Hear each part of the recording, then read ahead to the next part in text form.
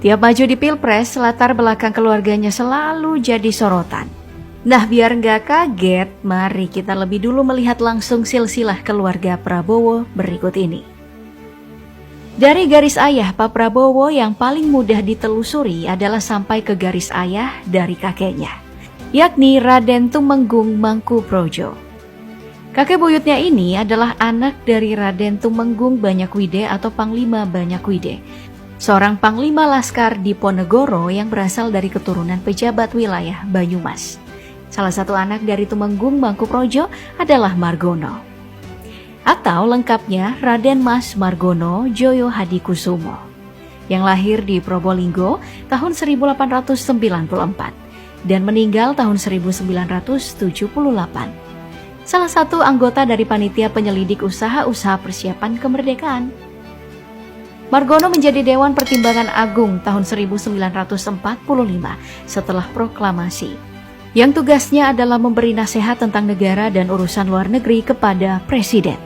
Hanya saja, ia mundur 2 bulan kemudian. Setelah itu, ia mendirikan Bank Negara Indonesia yang diresmikan tahun 1946 dan menjadi direktur pertamanya. Setelah kolonial cabut, Margono diangkat menjadi anggota Dewan Perwakilan Rakyat sementara. Bisa dibilang, Margono ini dekat dengan Soekarno.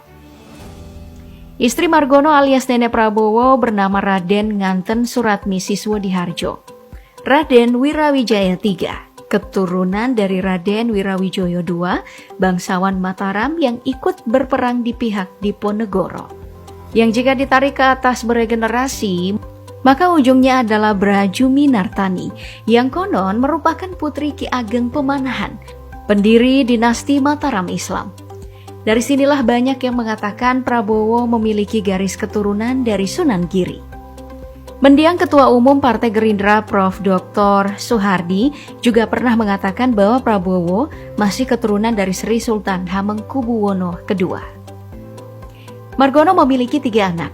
2 diantaranya meninggal saat terjadi Perang Lengkong tahun 1946 bernama Subianto dan Sujono. Yang masih hidup adalah anak sulungnya bernama Sumitro Joyo Hadikusumo. Lahir di Kebumen tahun 1917, Sumitro selalu bersanding dengan ayahnya di dunia politik. Tahun 1946, ia sudah menjadi delegasi Indonesia di Rapat Perserikatan Bangsa-Bangsa sebagai Menteri Ekonomi.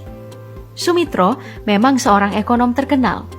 Setelah kemerdekaan, ia menjadi Menteri Perdagangan dan Perindustrian tahun 1950. Soeharto lalu memanggilnya untuk diangkat menjadi Menteri Perdagangan. Tahun 1973, diangkatlah dia menjadi Menteri Riset. Lewat koneksi politiknya, Sumitro membangun jaringan ke Eropa dan Amerika, juga menjadi pioner dalam kebangkitan konglomerat Indonesia. Orang-orang menyebutnya oportunis, tapi ia sendiri mengaku sebagai pragmatis. Sementara pakar menyebutkan bapak ekonomi modern. Kakek dari garis ibunya bernama Philip F.L. Sigar, seorang pejabat dari Manado pada era Hindia Belanda.